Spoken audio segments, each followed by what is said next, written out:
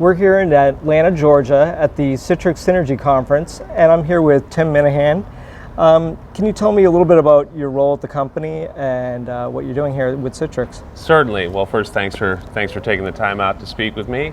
I'm the Executive Vice President of Business Strategy, so helping the company guide their strategy and providing the insights we need to make informed decisions, as well as I am the Chief Marketing Officer here, so putting on a conference like this. It's a lot of work. Yes, well, luckily I've got a great team to make sure it's a great experience. So throughout the conference, I've kind of noticed that Citrix is kind of shifting its focus from IT management more to the employee experience. Can you tell me a little bit about how Citrix is doing that? Yeah, well, certainly IT is our primary customer, and we continue to try to provide them with the tools that they need to serve their internal customers. And today, one of their chief internal customers are certainly the employees on the front line who have reached a certain tipping point of frustration with the environment within which they work. There's too many distractions, there's so many apps they need to navigate, and there's so much time spent on non-value-added tasks away from their core job.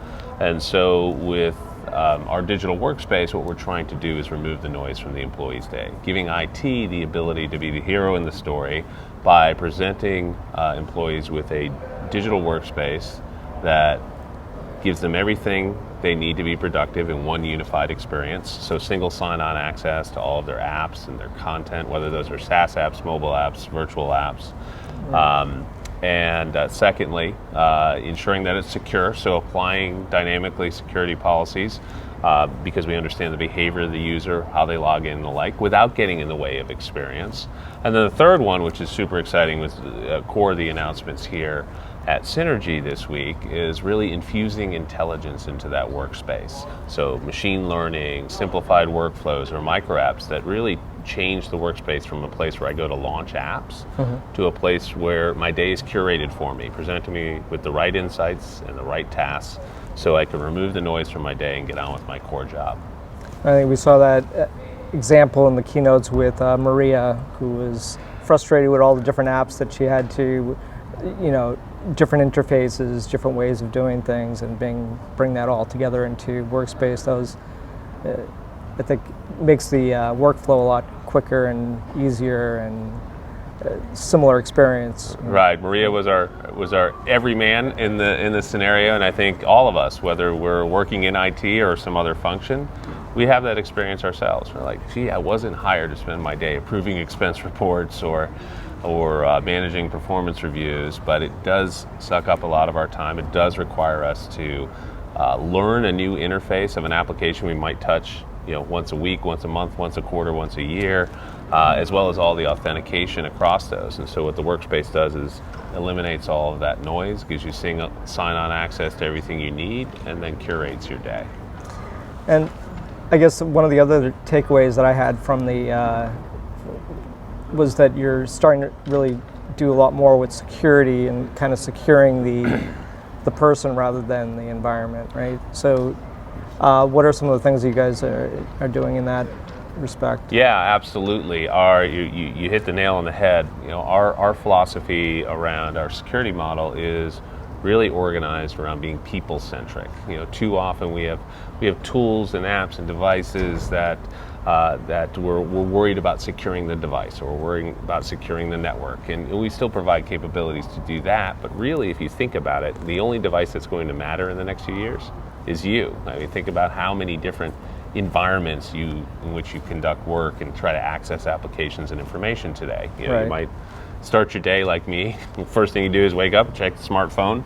Then I get on the little elliptical and have my tablet there so I can scroll through news and the like. And then when I get to the office, I have my laptop, but I'm never in my office for very long, so moving around. Well, guess what? Your identity needs to move with you, as to your security policy. And so what we've done is we've invested quite a bit to secure the person. And so we understand the individual, we understand what devices they have, what ways they typically access, and if there's an anomaly, then applying a security policy, maybe a second layer of authentication, or if you're outside of the office, because the applications and content are in the workspace, let's put additional secure controls there by shutting off things like the ability to download or print, or as you saw in the announcements earlier this week, being able to apply enhanced security measures there, such as anti-keystroke logging and screen capture protection.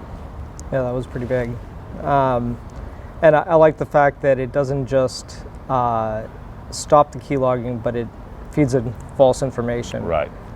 So on their end, they still think that they're capturing, but they're actually just getting garbage. Right. So right. For us, I mean, the real goal that we put out there on the security front is that IT and companies have the confidence that all of their applications and all of their content are more secure within the workspace than if accessed natively. Right. And lastly, I guess the other big announcement was around Google Cloud and some of the stuff you're doing in the cloud. Can you tell us a little bit more about that? Yeah, certainly. I mean, every company is moving on their journey to the cloud at different paces and in different ways. Everyone's cloud journey is unique, and so we've put a lot of effort into ensuring that our customers have choice, right? That they can support their hybrid and multi-cloud strategies, because as you know, many companies, as they move to the cloud, they're not moving to one cloud, they're moving to multiple clouds right. for different purposes and different workloads. And so we support all the clouds, right? So Azure, AWS, and as you heard this week, Google. So the first thing was to make all of our services, our virtual apps and desktop services, our networking services like ADC and SD-WAN, et cetera, available in those clouds. So customers didn't need to make that choice.